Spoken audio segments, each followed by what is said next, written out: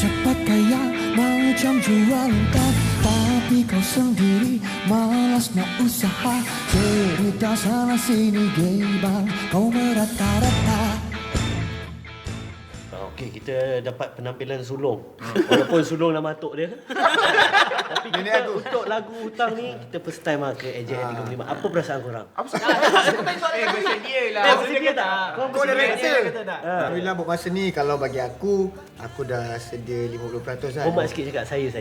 Tak, untuk kau. Oh, untuk aku. Untuk saya dah bersedia sebanyak 50%. Lagi 50% tu kita on proses nantilah bila dah dekat ke hari kejadian nanti.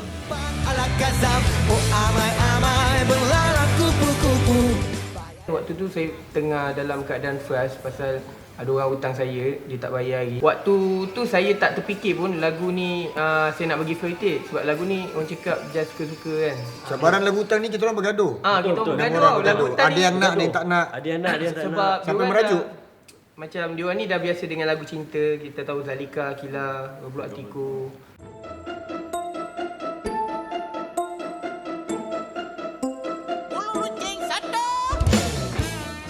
Nak masuk mestilah menang. Tapi kata kalau tak menang pun alhamdulillah syukur sebab layak ke AJL. Sebab bagi kami lagu hutang itu adalah batu loncatan untuk kami.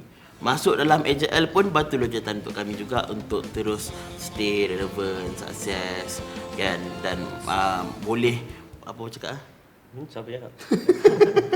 Awak cakap apa tadi? Dengan AJL ni dia menjadi satu platform untuk kita memperkembangkan lagi apa yang kita dah sampaikan. Itulah cakap. Tak tegur pun. Ada setan bisik lah tadi belakang kanan. Hai!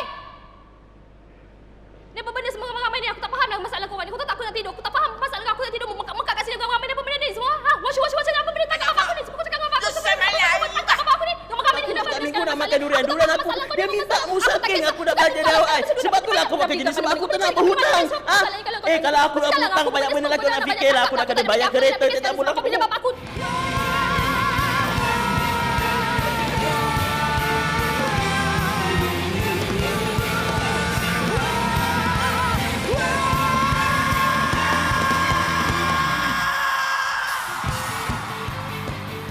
Okay, kalau nak cerita pasal perasaan nervous ni, sebenarnya satu perasaan yang kita tak boleh nak berbincang pun. Sebenarnya ada nervous lagi bagus. Kan? Jadi, bila kita tak ada nervous ni, kita akan mengharapkan something yang konon-kononnya dia boleh jadi consider overconfident kan. Kita pun tak nak benda tu. Yang memilih aku adalah dirimu. Jika benar itu jangan. Segi lirik Jangan Kianati Aku memang kita menceritakan tentang hubungan lah sesama manusia ataupun sama pasangan.